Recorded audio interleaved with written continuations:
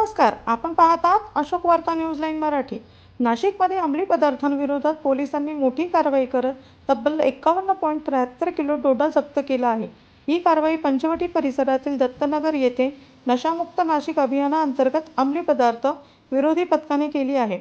या कारवाईत पोलिसांनी सुमारे 8,73,000 रुपयांचा मुद्देमाल जप्त केला आहे. जप्त करण्यात आलेल्या डोड्याची किंमत अंदाजे 7,66,000 रुपये असल्याचे सांगण्यात आले आहे. या प्रकरणी राजस्थानमधील सुभाष मंगळाराम बिश्नोई वय 42 वर्ष याला अटक करण्यात आली आहे. तो गॅस रिपेरिंगचा व्यवसाय करत असल्याची प्राथमिक माहिती समोर आली. पोलिसांनी आरोपीविरुद्ध NDSP कायद्यान्वये गुन्हा दाखल केला असून हा अंमली पदार्थ नाशिकमध्ये कसा आणला गेला, त्यामागे आणखी कुणाचा सहभाग आहे आणि त्याची पुरवठा साखळी नेमकी कुठपर्यंत पोहोचली आहे याचा सखोल तपास सुरू आहे.